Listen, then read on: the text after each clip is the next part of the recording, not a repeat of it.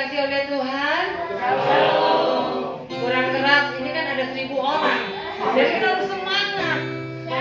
Oke, yuk kita ulangi lagi. Shalom Bapak Ibu Saudara. Shalom. Apa kabar semua? Saya diberkati, kamu diberkati, kita semua diberkati. Terpujilah nama Tuhan. Amin. Minggu ini minggu spesial. Minggu yang sangat kita nanti-nantikan. Dan tentunya kita berada di tempat ini karena ada satu pribadi yang mengasihi kita. Kalau kita bisa berdiri di tempat ini, itu bukan karena kekuatan kita, karena Tuhan mengasihi kita. Amin. Kasih Tuhan tidak pernah berhenti. Yes. Oleh sebab itu, minggu ini kita akan tinggalkan semua yang ada di rumah, tinggalin dulu. Kita mau datang di hadapan Tuhan dengan sepenuh jiwa, hati, tubuh, roh, semuanya. Mari Bapak dan Ibu, pagi hari ini kita akan merenungkan bagaimana Tuhan mengasihi kita. Penyertaan Tuhan senantiasa menyertai kita. Kalau minggu ini kita bisa berada di tempat ini dengan kesehatan yang sempurna yang Tuhan beri, dengan nafas yang lancar, itu semua karena kebaikan Tuhan. Tanpa Tuhan, kita tidak bisa berbuat apa-apa, dan kita bukan siapa-siapa. Mari Bapak, Ibu, Saudara, saya ajak untuk menundukkan kepala. Kita akan bersatu hati. Kita akan berdoa. Bapa yang maha baik, Bapa yang sempurna, pagi hari ini Tuhan, Engkau lawat jemaat-Mu di tempat ini Tuhan Yesus. Engkau yang berkarya atas setiap kami. Engkau menjamah pribadi lepas pribadi Bapa. Kalau saat ini Tuhan, Engkau izinkan kami berada di tempat ini, itu karena kasih anugerah Tuhan. Kasih-Mu tidak terbatas Tuhan. Biarlah Tuhan, Engkau yang beracara atas ibadah kami pada siang hari ini Tuhan Yesus. Ubah hidup kami, pakai kami untuk melayani Engkau Tuhan Yesus. Biarlah kami boleh lebih dalam lagi datang di hadirat-Mu Tuhan. Terima kasih Tuhan. Terima kasih Tuhan. Siapakah kami ini Tuhan tanpa Engkau Tuhan?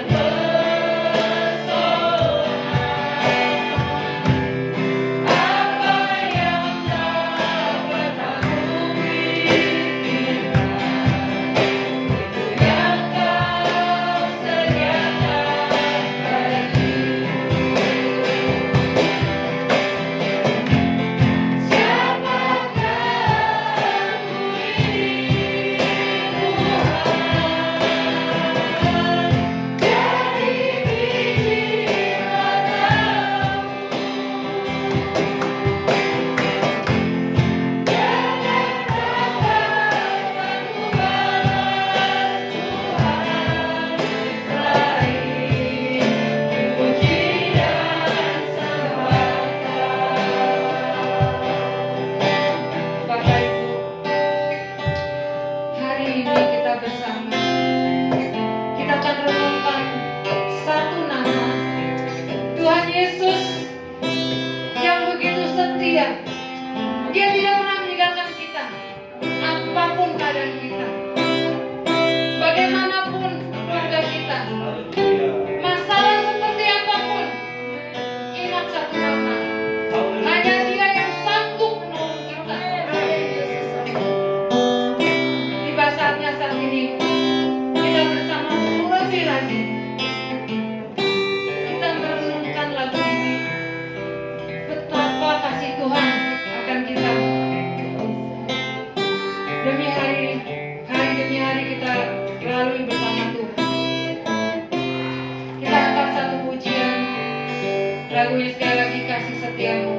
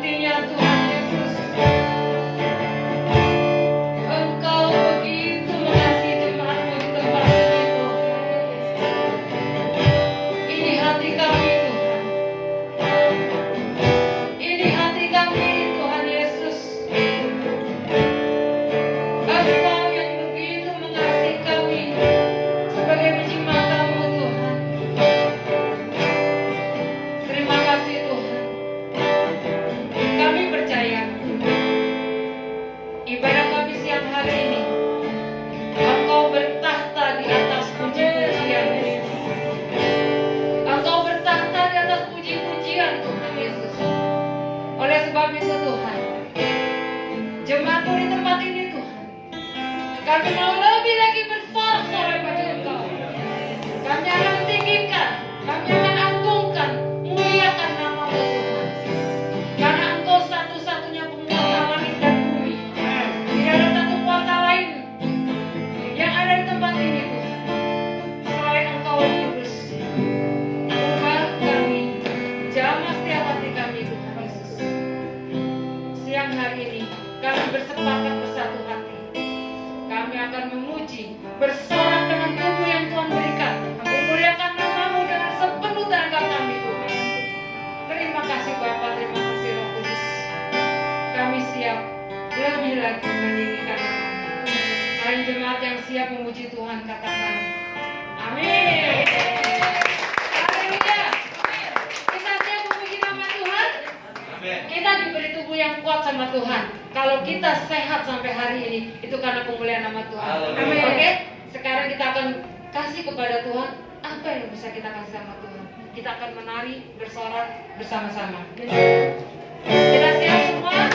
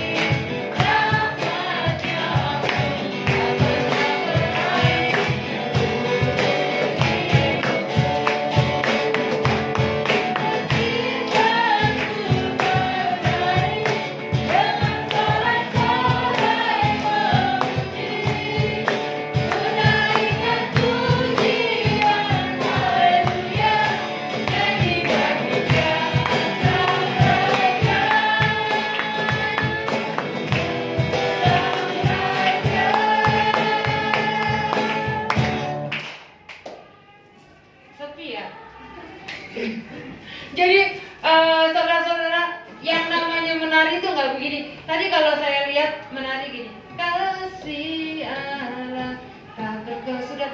Kita akan mengasihi Tuhan dengan sepenuh hati. Jadi apa yang kita punya jangan cuma ikut-ikutan nyanyinya.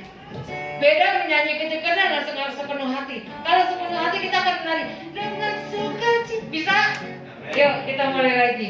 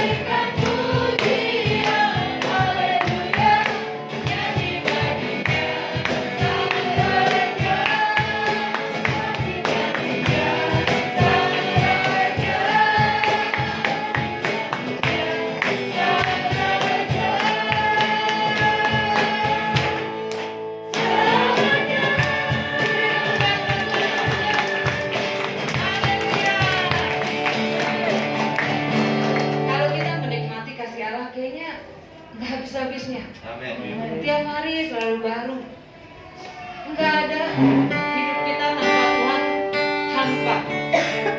Hanya Tuhan satu-satunya yang begitu mengasihi kita.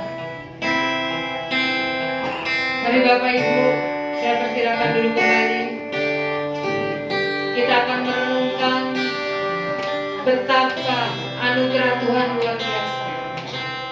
Firman Tuhan berkata, adalah baik kalau setiap hari, setiap saat dari mulut kita mengeluarkan satu ucapan syukur. Terima kasih Tuhan.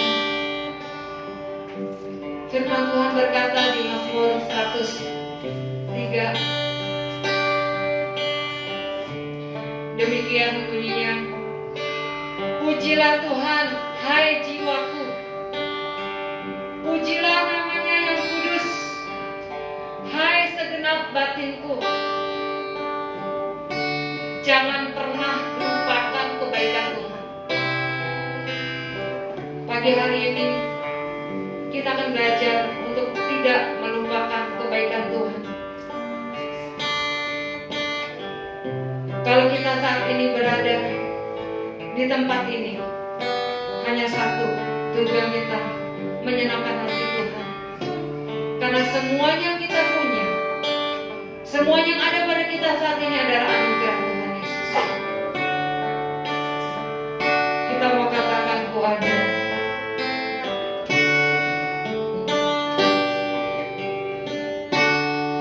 Ku ada.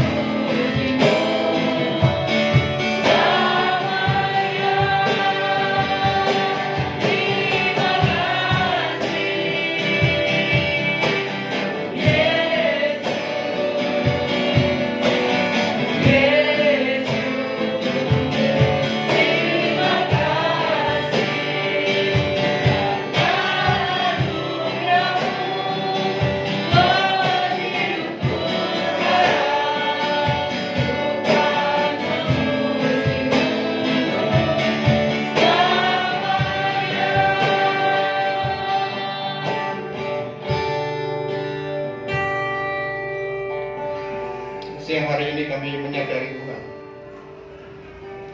kami ada itu karena anugerah Tuhan. Tidak ada kata-kata lain selain mengucap syukur, di mana setiap perjalanan hidup kami, Tuhan yang senantiasa setia menolong kami. Apapun yang kami hadapi hari-hari yang kami lalui Tuhan, kami menyadari bahwa tanpa Tuhan kami tidak bisa berbuat apa-apa. Terima kasih Bapak Surga, terima kasih Roh Kudus untuk siang hari ini. Kami boleh memuji Tuhan, kami boleh menyembah Engkau Tuhan Yesus. Biarlah pujian penyembahan kami pagi hari, siang hari ini Tuhan, menjadi dupa yang harum yang diterima di tahta-Mu Tuhan. Dan tiba saatnya untuk siang hari ini kami mau belajar kebenaran firman-Mu Tuhan. Urapi kami dan persiapkan hati kami pagi hari ini. Bila benih firman-Mu pada pagi hari ini jatuh dalam hati yang subur, kami bukan sekedar dikenal menjadi orang Kristen biasa-biasa saja. Kami bukan sekedar dikenal bahwa kami cuma mendengar saja, tetapi kami melakukan. Kami mau menjadi pelaku-pelaku akan kebenaran itu. Kami akan menjadi saksi-saksi-Mu yang hidup dimanapun kami ada Tuhan. Terima kasih Bapak Surga. Segala puji, hormat, kemuliaan hanya bagi-Mu. Di dalam nama Tuhan Yesus Kristus kami siap mendengar firman-Mu. Haleluya. Amin. Ya, silakan duduk Bapak Ibu.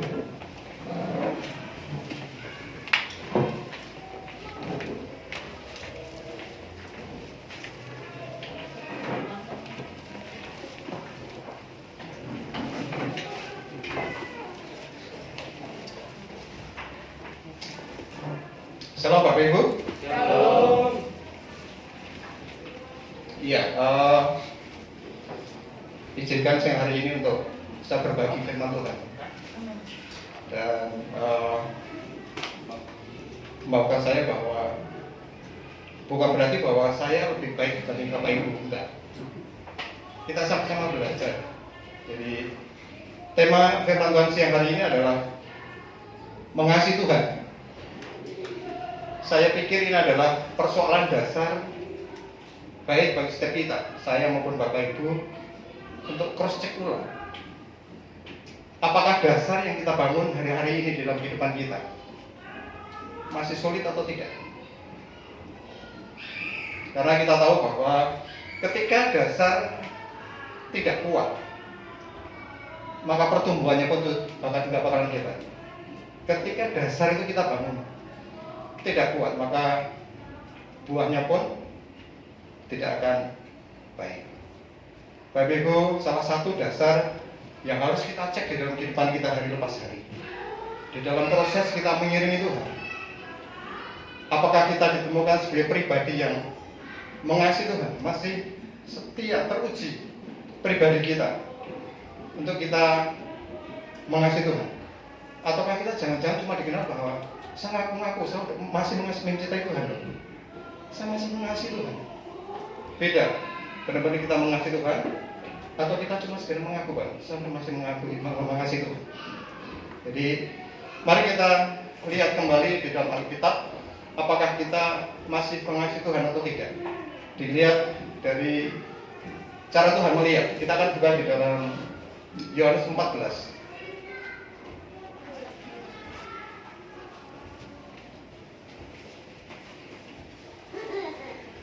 Yohanes 14 ayat 21.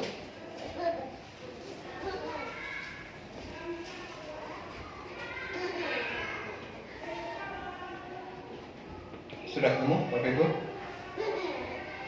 Iya, saya akan bacakan bagi Bapak Ibu pada siang hari ini. Demikian firman Tuhan. Yohanes 14 ayat 21. Barang siapa memegang perintahku dan melakukannya, dialah yang mengasihi aku. Dan barang siapa mengasihi aku, ia akan dikasihi oleh Bapakku. Dan aku pun akan mengasihi dia dan akan menyatakan diriku kepadanya. Bapak Ibu, ini adalah standarnya Tuhan.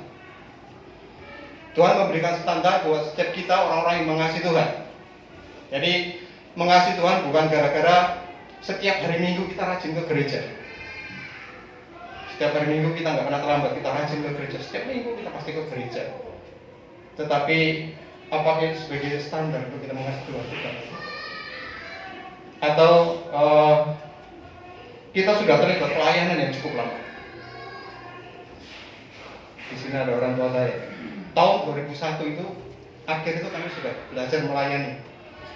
Apa yang saya punya pada saat itu? Kami punya waktu dan tenaga, itu yang kita berikan.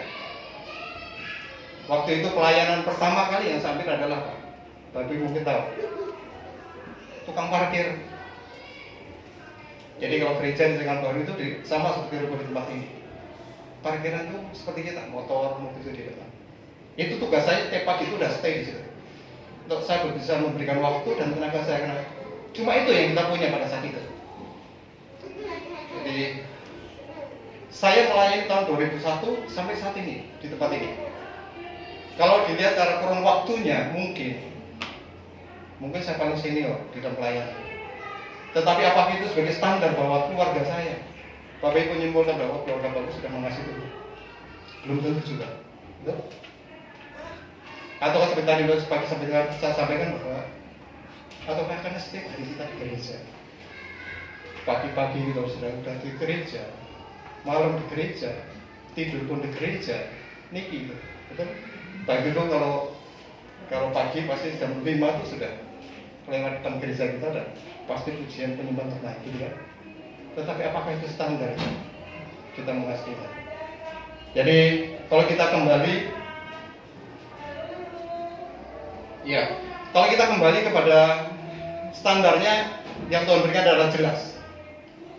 Disebut menjadi mengasihi Tuhan itu ada dua hal. Yang pertama adalah saudara dan saya dalam kehidupan tiap-tiap hari terbiasa untuk pegang firman Tuhan, pegang untuk perkataan Tuhan. Cukup kita pegang? Tidak. Latih diri untuk kita melakukan hari lepas hari. Kita lakukan di dalam kehidupan kita. Jadi kita tahu bahwa kekuatan orang mengasihi Tuhan, pegang untuk firman Tuhan dan lakukan di setiap hari. Mari Bapak Ibu sama-sama cermati ulang di dalam kehidupan kita. Cermati ulang di dalam kehidupan yang akan kita lalui ke depan.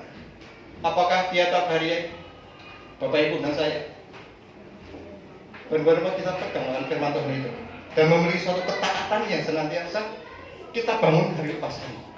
Ketaatan di dalam kita melakukan kebenaran itu. Kalau kita belum memiliki ketaatan itu di dalam mengasihi Tuhan, kita boleh dikatakan bahwa kita belum termasuk kategori orang-orang yang mengasihi Tuhan. Jadi Bapak Ibu, apa sih pentingnya saya maupun Bapak Ibu mengasihi Tuhan? Apa pentingnya bagi setiap kita? Kalau boleh kasih, apa sih untungnya kalau kita itu mengasihi Tuhan? Ya, karena dari awal yang Yesus bilang adalah kalau orang itu mengasihi Tuhan, ada dua hal yang mereka alami di dalam kehidupannya. Ayat yang ke-21 yang B dikatakan, ia akan dikasihi oleh Bapakku dan aku pun akan mengasihi dia dan akan menyatakan diriku kepadanya. Bapak Ibu, kalau kita dikasihi Bapak, untungnya tentunya buat kita. Kalau Tuhan Yesus menyatakan dirinya kepada dalam hidup kita, sama untungnya itu buat kita. Jadi kesimpulannya ketika saya Bapak Ibu memutuskan untuk saya mengasihi Tuhan, belajar taat tiap hari, melakukan kebenaran, mengasihi Tuhan dengan senang hati kami, ujung-ujungnya adalah untungnya buat kita. Gak mungkin keuntungan itu buat Tuhan, gitu kan? Ya, jadi ketika saya persiapkan seri firman Tuhan pada siang hari ini, saya coba lihat dikasih itu apa sih sebenarnya. Di dalam tadi dikatakan bahwa dia akan mengasihi, akan dikasih Bapak. Dikasih itu ada 3 arti yang boleh saya artikan. Yang pertama adalah dikasih itu artinya Tuhan mengundang kita, Tuhan membuka tangannya, dan Tuhan itu membiarkan kita datang, mendekat kepada kita. Tuhan, kita mau dibiarkan Tuhan itu mendekat kepada Bapa di surga. Kedekatan itu menguntungkan buat kita. Jadi kalau secara duniawi, kalau kita dekat dengan pemimpin kita, di dalam dunia pekerjaan kita. Keuntungan buat siapa? Buat kita. Kalau kita dekat dengan orang-orang yang punya pengaruh di kota ini, ketika kita ada urusan apapun, pasti akan dipermudah. Untungnya buat siapa? Buat kita. Apalagi di dalam firman Tuhan pada pagi hari ini bahwa kita, Bapa di surga itu membuka buat setiap kita untuk kita biar dekat sama Bapa yang memiliki kuasa langit dan bumi. Orang hebat. Backing kita siapa? Tuhan Yesus. Ketika Bapa di surga memiliki kedekatan dengan kita, kita mendekat sama Bapa di surga, ujung-ujungnya pun untuk kita. Jadi itu arti yang pertama. Yang kedua adalah Bapa di surga akan menjamu setiap kita. Arti menjamu adalah kita tuh akan mendapati sesuatu yang terbaik. Realita kita mengasihi Tuhan tidak akan kekurangan keuntungan. Itu secara benar. Kalau berapa bulan yang lalu ya, saya pernah sama Pak Ubaja dengan datang ke Pak Rudi. Waktu pertama kali kita kenal, jadi pertama kali dengan Rudi yang belakang, yang Rudi senior ini junior.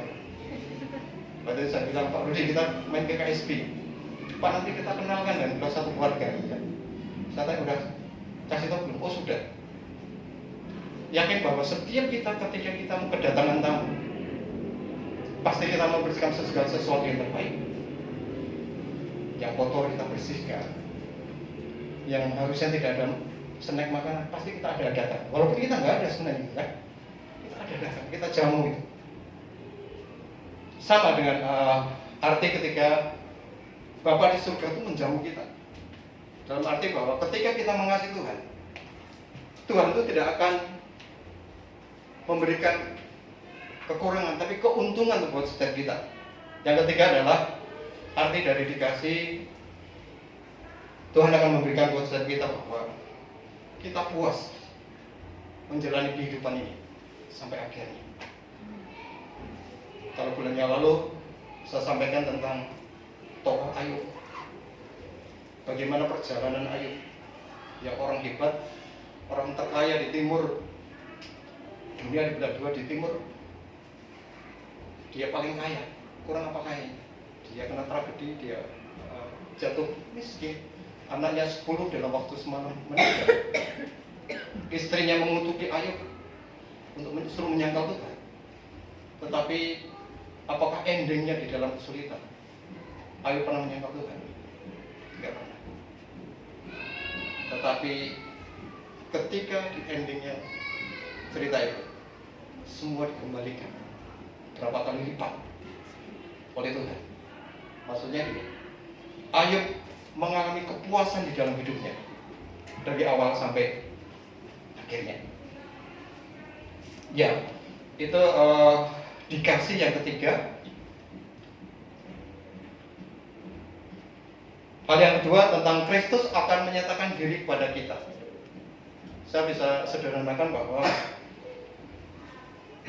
Tuhan itu akan menyatakan diri pada kita. Tuhan itu akan apa ya, bahasa Jawanya, Tuhan itu akan belak-belakan. Belak-belakan itu apa?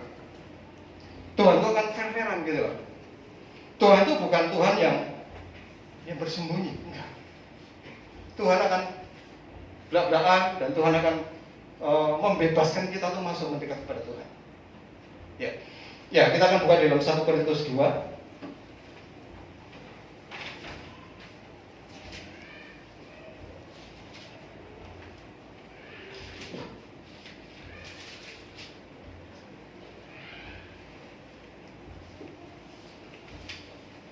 Satu Korintus 2 ayat 7 sampai 9.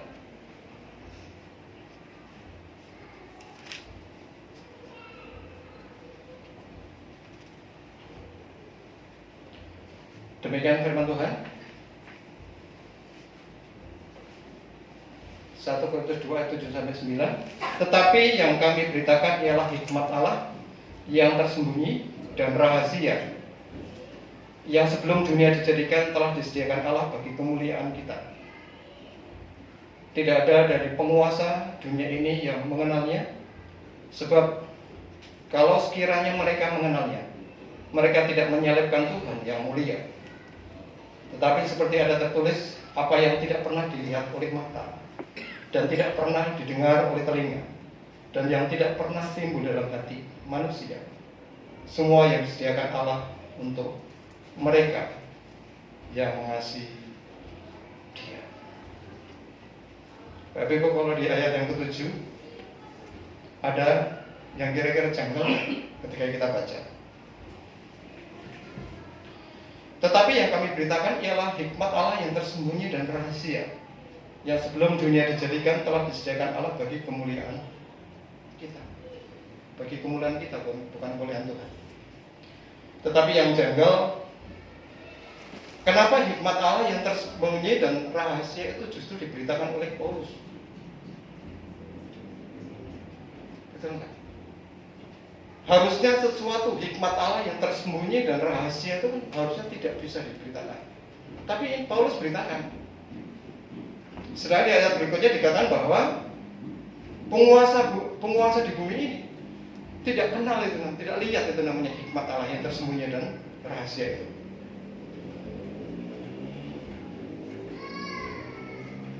Tidak ada penguasa dunia apapun yang mengenal itu hikmat Allah.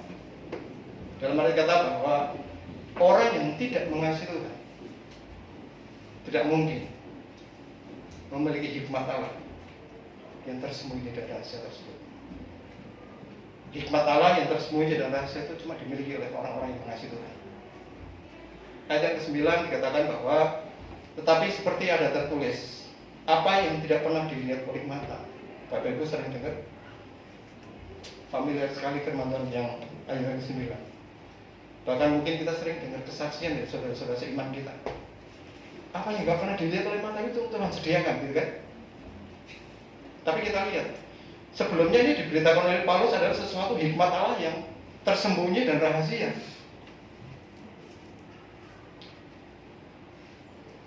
Contoh kesaksian. Tahun yang lalu saya kerja naik motor. Hari ini saya sekarang kerja naik apa Pak Budi? Trio merah gitu kan? Langsung keluar. Apa yang nggak pernah dilihat oleh mata, apa yang tidak pernah didengar oleh telinga, apa yang tidak pernah timbul dalam hati kamu, itu yang harus didengar. Pertanyaan, cocok nggak? Jadi jangan dicocok-cocokin gitu kan? Jadi kadang kita sering dengar kesaksian ya. Yang masuk di dalam firman Tuhan pada pagi hari ini. Kemarin saya punya uang 1.000 loh. Hari ini saya punya 1 juta. Apa yang gak pernah dilihat oleh mata, itu yang Tuhan sediakan bagi kita.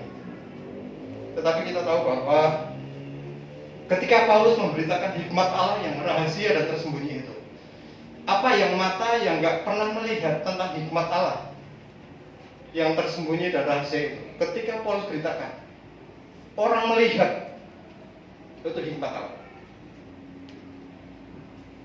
Orang yang gak pernah mendengar hikmat Allah yang rahasia dan tersembunyi itu, ketika Paulus beritakan, orang itu bisa mendengar itu hikmat Allah dan seterusnya, gitu kan? Tetapi seperti tadi saya katakan bahwa bagi orang yang mengasihi Dia. Jadi kalau kita mengasihi Tuhan, kita bisa melihat apa yang orang gak dilihat. Kalau kita mengasihi Tuhan, kita bisa mendengar. Tetapi orang yang gak bisa mendengar. Kalau kita mengasihi Tuhan, kita bisa merenungkan sesuatu kebenaran yang harus kita lakukan. Dan itu tidak dipunyai oleh orang-orang yang gak mengasihi Tuhan. Itu ya Paulus berkata. Jadi kalau kita tentunya sebaliknya, kalau kita nggak mengasihi Tuhan, tentunya yang rugi adalah kita. Kalau kita nggak mengasihi Tuhan, yang rugi adalah diri kita. Ya, kita akan buka di dalam Mazmur 97.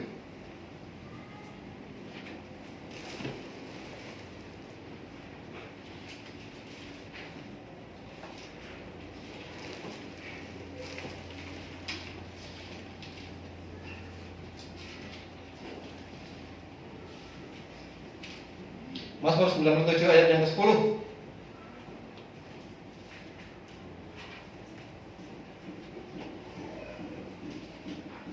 Pak Rudi senior bacakan tolong Pak. Yang senior, yang junior di depan nggak usah. Mazmur 97 ayat 10.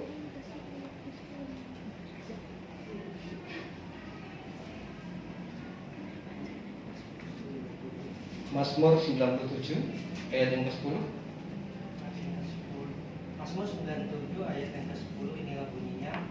Hai orang-orang yang mengasihi Tuhan, bicaralah kejahatan, bencilah kejahatan.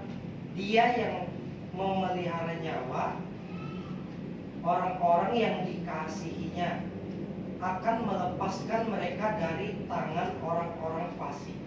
Amin. Jelas di dalam Mazmur 97 ayat 10. Bapak Ibu dan saya memutuskan untuk kita cinta Tuhan. Keuntungan buat kita. Kenapa? Nyawa kita dipelihara oleh Tuhan. 1 kali 24 jam. Jadi ketika COVID yang tahap kedua itu baru tinggi-tingginya. Ada salah satu jemaat kita yang sempat telepon, Pak, tolong Pak, kami sudah suruh menyiapkan segala sesuatunya untuk hari akhir. Kalau kita lihat dari pertama kali ketika beliau telepon sama kita, saya dengan istri kita ngobrol dengan Pak Obaja, kita sama-sama berdoa, kita belas kasih Tuhan. Bagaimana keluarga ini yang luput dari COVID yang tahap kedua adalah Delta ya Pak. Delta.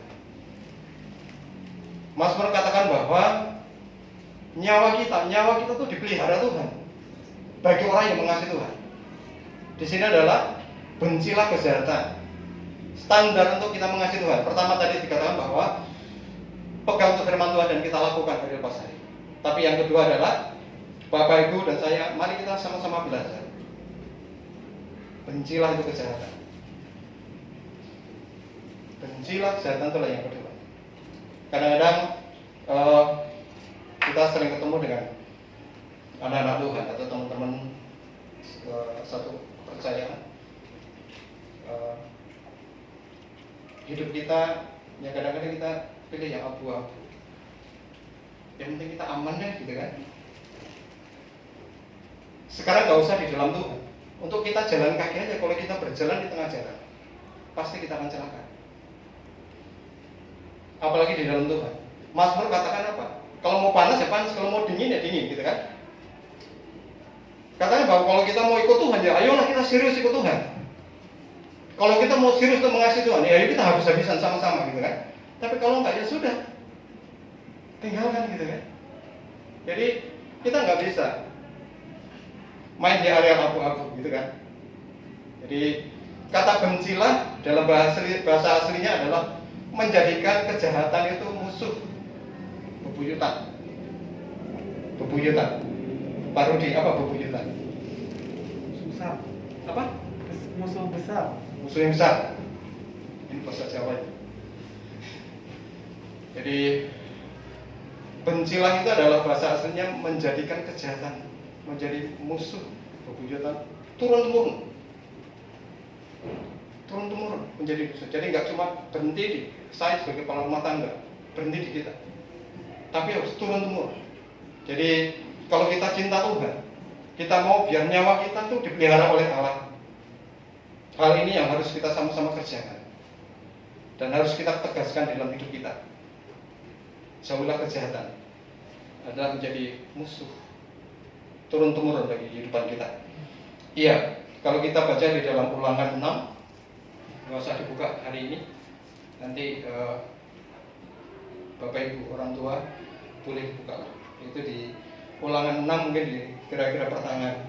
Bapak Ibu akan menemukan waktu Tuhan datang pada orang tua di Israel.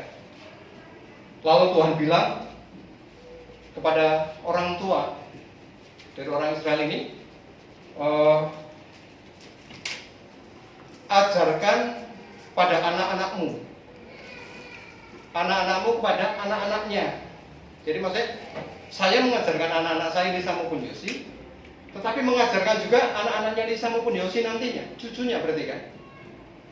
Ajarkan lagi buat apa? Cucu itu punya anak. Apa itu namanya? Atau apa? Ya, Bapak Ibu akan temukan seperti itu.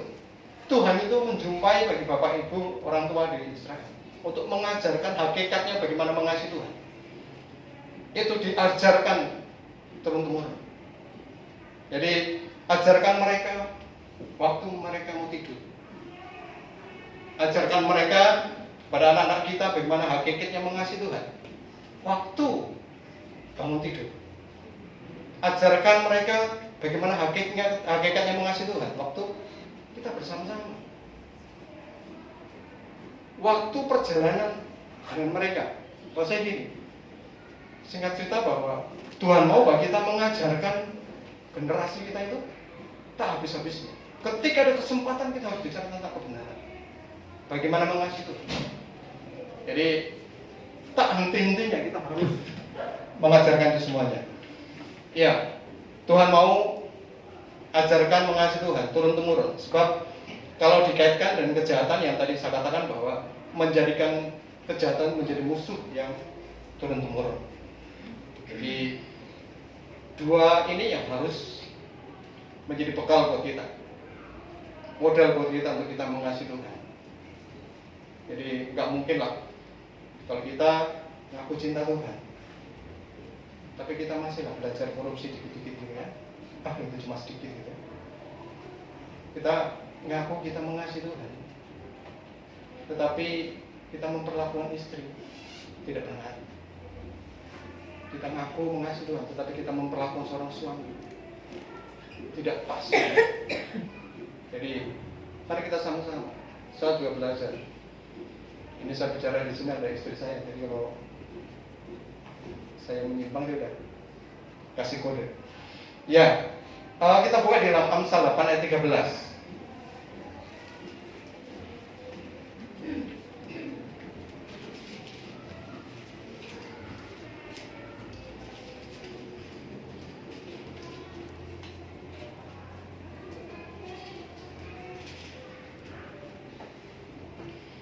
Amsal 8 ayat 13, saya akan bacakan. Demikian firman Tuhan. Takut akan Tuhan ialah membenci kejahatan. Aku benci kepada kesombongan, kencokakan, tingkah laku yang jahat. Jadi takut akan Tuhan ialah membenci kejahatan. Kejahatan apa? Yang tadi disebutkan. Kita nggak mungkin bahwa kita cinta Tuhan tapi kita sambil sombong. Nggak mungkin ya. Kita ngaku cinta Tuhan tapi kita masih nipu-nipu gitu kan. Kecil lah gitu kan. Atau kita aniaya orang, atau kita nindas orang gitu. Nggak mungkin gitu kan. Kenapa? Karena pasti ini seperti minyak dan air, nggak bisa menyatu. Tanggung jawab kita harus ajar anak-anak kita untuk kita cinta Tuhan kepada anak-anak dan anak-anak berikutnya, bahwa prinsip mengasihi Tuhan dikerjakan turun-temurun.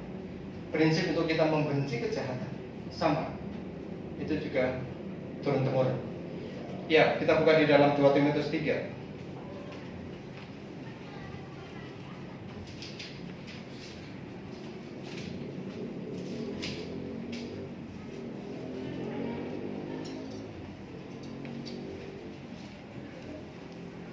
Timotius 3 ayat 1.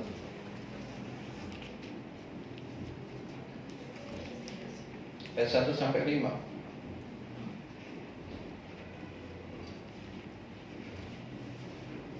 Pak Rudi yang paling depan bacain tolong Pak. 2 Timotius 3 ayat 1 sampai 5.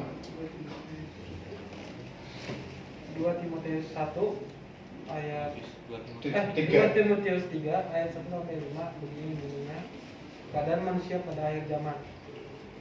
Ayat 1, ketahuilah bahwa pada hari-hari terakhir akan datang masa yang sukar. Manusia akan mencintai dirinya sendiri dan menjadi hamba uang. Mereka akan membual dan menyombongkan diri. Mereka akan menjadi pemfitnah. Mereka akan memberontak terhadap orang tua dan tidak tahu berterima kasih, tidak mempedulikan agama, tidak tahu mengasihi, tidak mau berdamai, suka menjelekkan orang, tidak dapat mengekang diri, garang dan tidak suka yang baik, suka mengkhianat, tidak berpikir panjang, berlagak tahu, lebih menuruti hawa nafsu daripada menuruti Allah. Secara lahiriah mereka menjalankan ibadah mereka, tapi pada hakikatnya mereka memungkiri kekuatannya. Jauhilah mereka itu. Amin. Ya, di akhirnya adalah jauhilah mereka itu.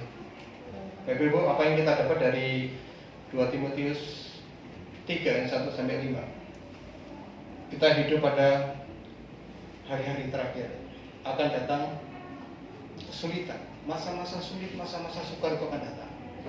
Tetapi masa-masa itu bukan rencana Tuhan, bukan Tuhan mau gitu kan. Tetapi ini adalah siasat iblis yang berusaha membawa kita untuk kita jatuh, untuk kita lemah. Kenapa? Ketika kita lemah, kita mudah dikuasai. Jadi hari-hari terakhir akan datang masa sulit maupun sukar itu adalah ketika kita posisi ada di atas, iblis itu berusaha untuk menggeser posisi kita ada di bawah. Kenapa? Dari kita lemah. Jadi berupaya untuk menggeser kita dari kita jatuh. Jadi kalau udah jatuh, mudah dikuasai oleh iblis. Ciri-ciri orang yang terjebak di dalam masa sukar dan melemah adalah mulai luntur kualitas kehidupan kita untuk kita membangun kehidupan kita mengasihi Tuhan. Seperti yang kedua dikatakan bahwa manusia akan mencintai dirinya sendiri. Bapak Ibu, kita cinta dengan diri sendiri, dosa enggak? Sah atau enggak? Salah, tapi kalau berlebihan kan enggak sah ya. Tapi dosa atau tidak kalau kita mencintai diri sendiri? Kita tentunya ingat bahwa ketika Tuhan Yesus datang memperkenalkan diri, 2 hukum. Yang pertama adalah kasihilah Tuhan Allahmu dengan segenap hati, segenap jiwa, segenap kekuatan dan seterusnya. Betul? Hukum yang kedua adalah kasihilah sesamamu seperti engkau mengasihi diri sendiri. Jadi kalau manusia akan mencintai dirinya sendiri, itu salah. Betul? Jadi Tuhan telah memperkenalkan dengan 2 hukum. Di dalam perjanjian baru, Tuhan mengajarkan bahwa utamakan orang lain lebih utama dibanding dirimu sendiri. Betul nggak? Ya. Jadi berikutnya adalah menjadi hamba uang. Kita nggak mungkin bahwa kita menjadi hamba uang, tetapi kita bilang, saya cinta Tuhan. Betul? Seperti tadi saya katakan, nggak mungkin minyak sama air akan menyatu. Pasti akan tabrakan, gitu kan? Kalau kita cinta Tuhan, Tuhan minta kita untuk atur keuangan yang ada di dalam hidup kita. Tapi sebaliknya, kalau kita cinta uang, uang itu minta kita atur Tuhan. Jadi bolak-balik gitu kan. Jadi berikutnya adalah kamu membuat pasti ada sesuatu yang enggak berkenan dapat Tuhan. Tidak memperdulikan agama diganti kebenaran. Ya. Tidak memperdulikan kebenaran. Jadi ayat 5 tadi yang terakhir dikatakan, jauhilah mereka itu. Mereka itu bukan bicara tentang pribadi atau kelakuan seseorang, tetapi jauhilah itu adalah jauhilah dari ayat yang berapa? Yang ketiga sampai ayat yang kelima tadi. Jauhilah di dalam ayat 3 sampai 5. Yang ada cinta uang, ada yang cinta mengasihi diri sendiri, ada membual. Jauhilah itu yang dikatakan di dalam firman Tuhan. Ya, kita akan belajar dari Yosua 23.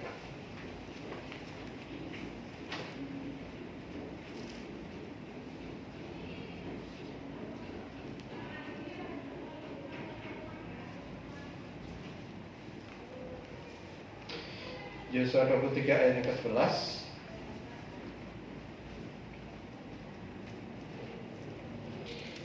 Demikian firman Tuhan, maka demi nyawamu bertekunlah mengasihi Tuhan Allahmu. Atau dikatakan, maka demi hidupmu bertekunlah mengasihi Tuhan Allahmu. Kata Yosua, setiap kita harus memiliki ketekunan untuk kita mengasihi Tuhan. Jadi bertekun, kalau boleh diartikan adalah setiap kita harusnya menjadi orang-orang yang sangat hati-hati mengamati diri sendiri. Apakah kita tuh masih mengasihi Tuhan atau tidak ya? Kebanyakan orang kan justru kita nggak pernah mengamati diri sendiri. Kita nggak pernah melihat keadaan kita sendiri. Sikap saya gimana, kelakuan saya gimana, tujuan hidup saya seperti apa. Kadang-kadang kita nggak pernah. Cara bicara kita seperti apa, kita nggak pernah kita amat-amati dalam hidup kita sendiri. Tapi justru kita lebih banyak apa? Lebih enak kita gosip di luar, betul nggak? Kalau gosip, pernah nggak? Saya menggosip, saya bicarakan diri sendiri, nggak mungkin gitu kan? Makanya kalau di televisi swasta itu ada acara gosip. Saya yakin bahwa itu survei beberapa persen itu memang masyarakat Indonesia suka gosip gitu kan, selalu bicara tentang orang lain. Tetapi pagi hari ini kita diajarkan bahwa mari kita sama-sama belajar menjadi orang yang sangat hati-hati, mengamat-amati diri sendiri.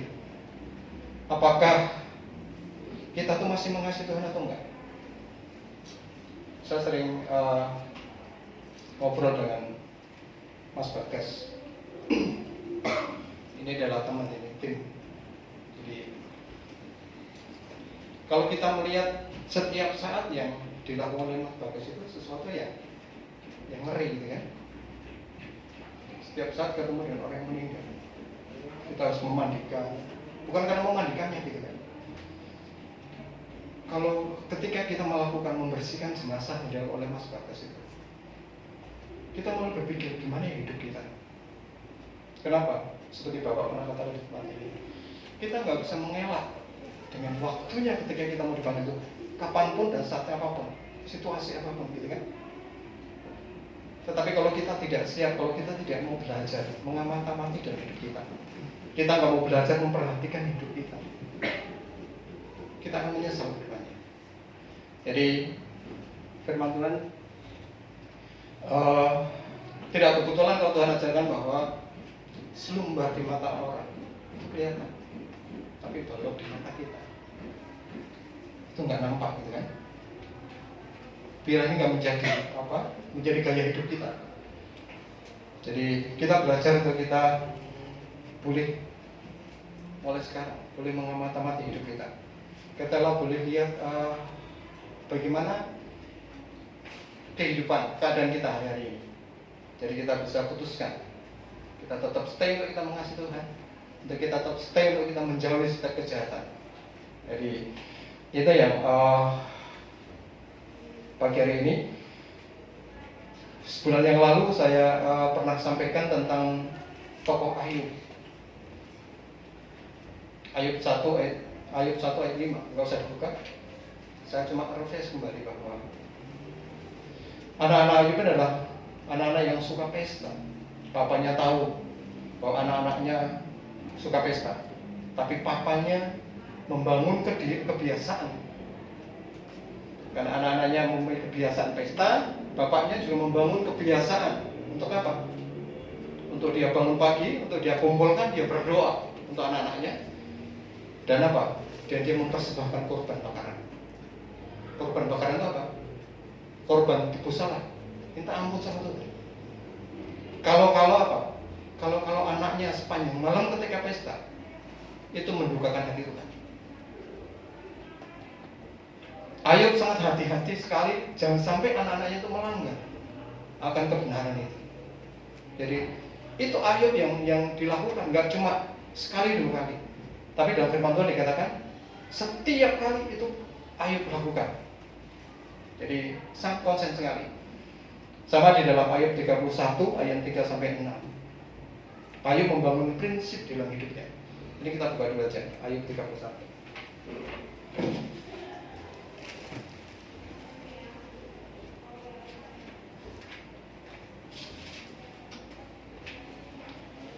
Ayub 31 ayat 3 sampai 6.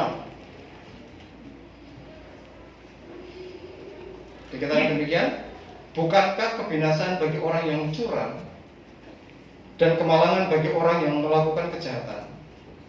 Bukankah Allah yang mengamat-amati jalanku dan menghitung segala langkahku?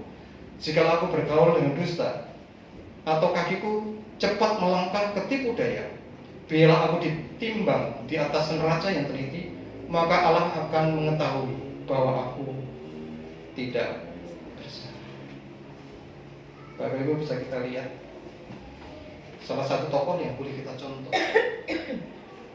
Ayub ini sangat konsen membangun satu prinsip dalam hidupnya. Apakah Ayub itu membangun prinsip cuma akhir-akhir ketika Ayub di dalam keadaan kaya raya? Enggak. Ayub itu membangun dari awal sampai akhirnya. Makanya seperti tadi saya katakan, Ayub itu mengalami kepuasan di dalam hidupnya dari awal sampai akhirnya. Dan tidak dia dinikmati sendiri, tapi apa? Diajarkan buat generasinya, buat anak-anak. Jadi dia nggak akan dia membangun itu saya nggak mau curang. Kenapa? Kalau curang itu dampaknya saya binasa, kan seperti itu. Itu prinsip yang Ayub lakukan.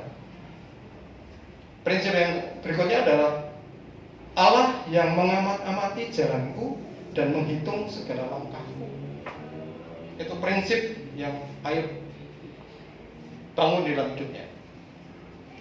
Tuhan nggak cuma melihat, Tuhan nggak cuma sekedar tahu, tetapi itu untuk mengamat-amati setiap langkah Ayub. Itu yang dibangun oleh Ayub. Kenapa? Biar Ayub benar-benar bisa sangat hati-hati di dalam hidupnya.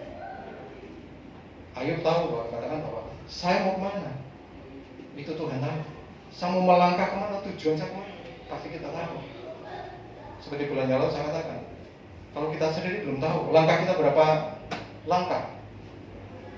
Seperti saya katakan, kalau istri saya paling mengejar, saya udah 2 bulan lagi, belum ini.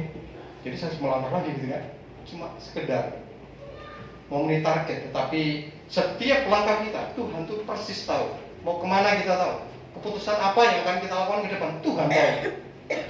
Itu yang dibangun oleh Ayub.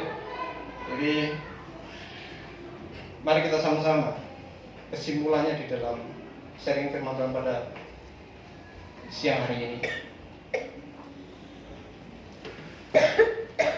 Kita bisa cek di dalam kehidupan kita hari-hari yang sudah kita lalui. Tuhan suka orang yang hancur hati. Tuhan itu suka pada orang yang jujur.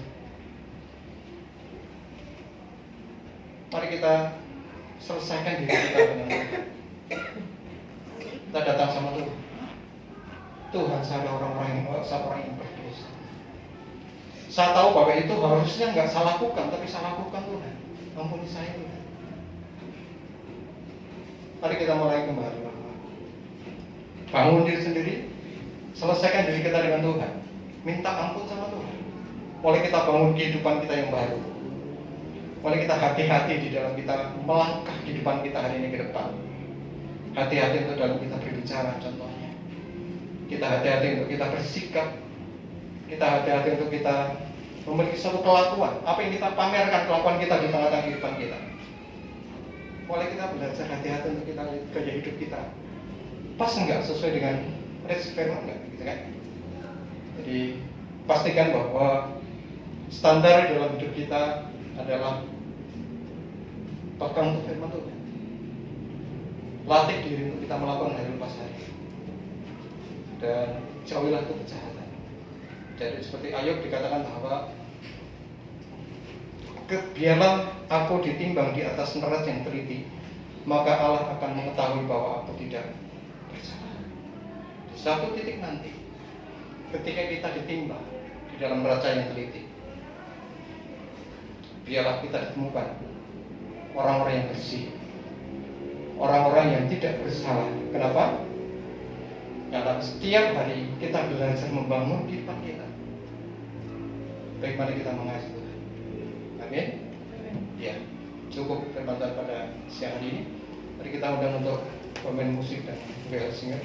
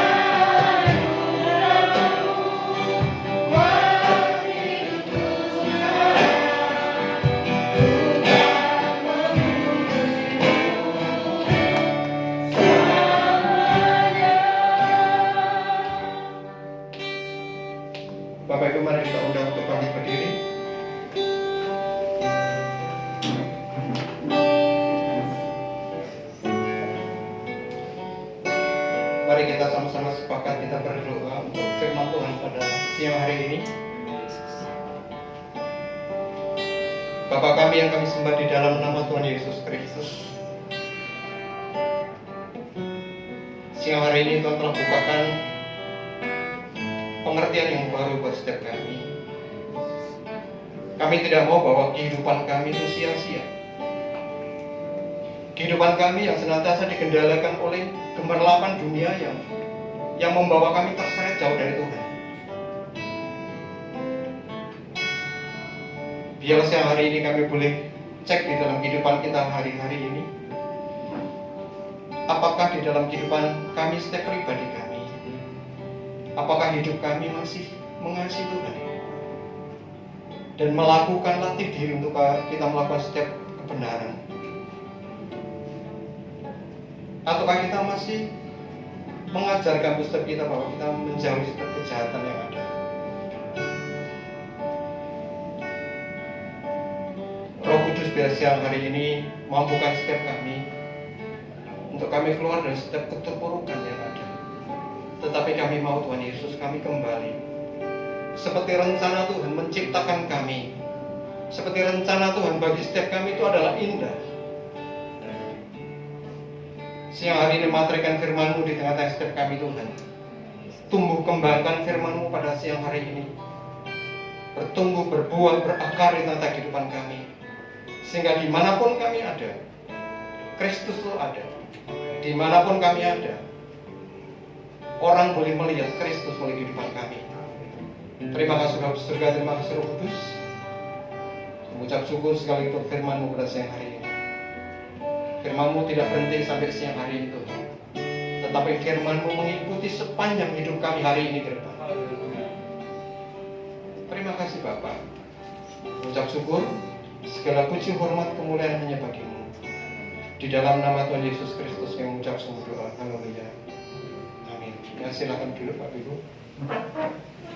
Terima kasih untuk Pak Agus yang telah membawakan firman Tuhan pada siang hari ini. Ya, shalom saudara. Terima kasih untuk persembahan yang saudara sudah persembahkan pada Tuhan, baik persembahan umum maupun persembahan persepuluhan. Kembali saya sampaikan bahwa bulan ini kita sudah memperpanjang sewa ruko ini. Puji Tuhan, semua berjalan dengan lancar dan terus doakan supaya kita bisa lebih maksimal menggunakan tempat ini. Ya, karena kemarin minggu yang lalu pemilik ruko datang dan dia sempat berbincang dengan saya dan dengan beberapa pengurus. Beliau berencana merenovasi tempat ini akan mundur ke belakang. Jadi puji Tuhan, kita akan lebih luas lagi beribadah. Tapi di sisi lain itu kita punya PR, saudara. Tahu nggak PR-nya apa? Tahu nggak PR? Ada yang tahu? Apa? Ibadahnya. PR-nya yang pertama lebih setia beribadah, yang kedua tempat yang kosong harus diisi dengan jiwa-jiwa. Amin. Kita harus bawa jiwa kepada Tuhan. Ya, kalau kita sudah diselamatkan, kita sudah menerima kasih setia Tuhan. Tuhan sudah menyatakan diri sama kita. Mari kita nyatakan Tuhan kepada orang-orang di sekitar kita. Melalui hidup kita, biarlah orang melihat bahwa kita milik Tuhan, bahwa kita mengasihi Tuhan. Ya, puji nama Tuhan. Itu kemudian yang berikutnya, kalau saudara melihat kalender, minggu ini ada tanggal merah. Tanggal 26 Mei.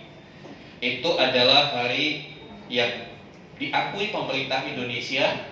Mereka mengakui hari kaya kita. Hari kenaikan Isa Al-Masih, kenaikan Tuhan Yesus. Kalau pemerintah mengakui, gereja gak mengakui, itu terlalu. Jadi kita akan beribadah tanggal 26 ya, hari Kamis. Hanya satu kali ibadah, satu sesi, jam 9 pagi. Ingat jam 9 pagi hari Kamis kita kembali beribadah. Kita merayakan hari kenaikan Tuhan. Nanti saya akan sampaikan apa sih maksudnya kenaikan Tuhan. Yesus naik kemana? Ke loteng, ke genteng, atau kemana? Ya, jadi pastikan Anda tidak melewatkan hal ini.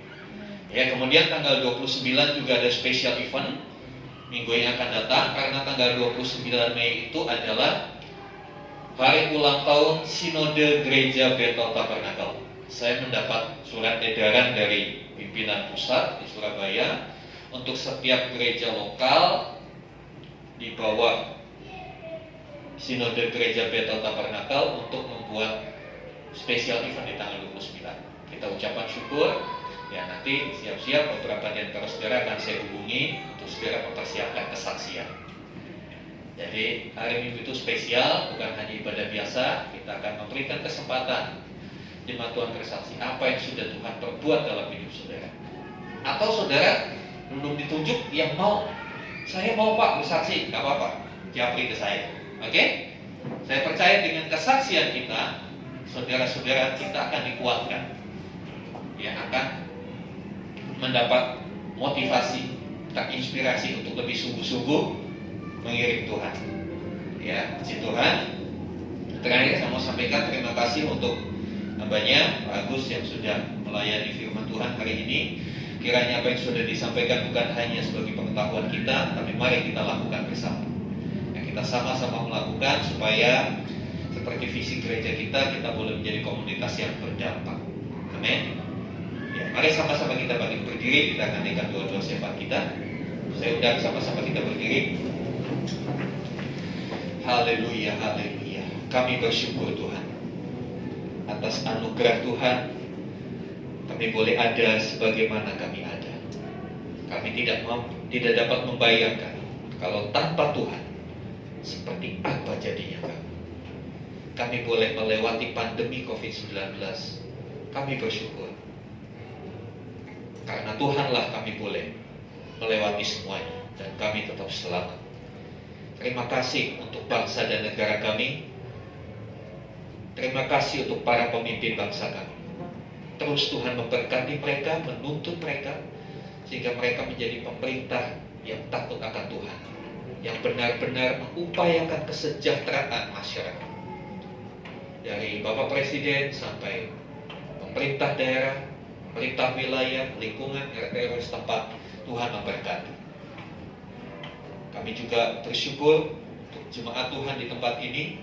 Kiranya Tuhan yang memberkati setiap usaha pekerjaan umat Tuhan di tempat ini. Apapun yang dikerjakan, Tuhan buat berhasil dan beruntung. Anak-anak kami yang sementara mempersiapkan ulangan kenaikan kelas, Tuhan juga memberkati. Berikan mereka semangat belajar, ketekunan, sehingga mereka bisa mempersiapkan masa depan yang lebih baik. Berkati orang tua boleh mendidik anak-anaknya di dalam jalan kebenaran firman Tuhan. Terima kasih Tuhan, terima kasih. Kami juga bersyukur untuk tempat di mana kami boleh beribadah, ruko ini, menyerahkan pemilik ruko ini, Ibu Limina, ke dalam tangan Tuhan. Kami bersyukur kalau beliau masih tetap berkontribusi menyediakan tempat untuk kami beribadah. Terus Tuhan memberkati, terus Tuhan membawa dia untuk lebih lagi berkontribusi bagi pekerjaan Tuhan. Maka lebih daripada itu, kiranya anugerah-Mu tercurah atas hidupnya, sehingga dia diberikan kesempatan untuk percaya dan menyerahkan hidup kepada Tuhan Yesus Kristus. Kami minta roh jiwa tubuhnya untuk kami persembahkan kepada Tuhan. Terima kasih Bapa di surga. Kerinduan umat Tuhan untuk kami memiliki sebidang tanah, untuk kami bisa membangun tempat ibadah permanen, diserahkan dalam tangan Tuhan. Kiranya Tuhan akan menuntun kami. Kami percaya surga akan menyediakan dana yang dibutuhkan. Melalui kami akan melihat cara Tuhan membawa pekerjaan Tuhan melalui GBT Pekul Community boleh semakin memancarkan Kristus di wilayah Delta Mas, Cikarang, Kabupaten Bekasi. Terima kasih Tuhan. Akhirnya Bapak Ibu saudara yang dikasih Tuhan, buka hatimu, angkat tanganmu, dan sekarang terimalah rahmat anugerah dari Allah Bapa di surga. Di dalam kasih dan karya Tuhan Yesus Kristus melalui penyertaan pengurapan Roh Kudus. Terimalah berkat-berkat jasmani, terlebih lagi berkat rohani. Jadilah berkat dimanapun Tuhan menempatkan kita. Karena itu, pergilah, jadikanlah semua bangsa murid, dan baptislah mereka dalam nama Bapa dan Anak dan Roh Kudus. Dan ajarlah mereka melakukan segala sesuatu yang telah Kuperintahkan kepadamu. Dan ketahuilah menyertai kamu senantiasa sampai kepada akhir zaman. Demikianlah Tuhan Yesus akan datang kali yang kedua, menjemput kita masuk ke rumah Bapa yang mulia, penuh kebahagiaan sejati, supaya di mana Tuhan Yesus berada, di situ pun kita boleh berada. Terima kasih Tuhan. Kami mohonkan doa berkat ini di dalam nama Tuhan Yesus Kristus. Haleluya. Amin.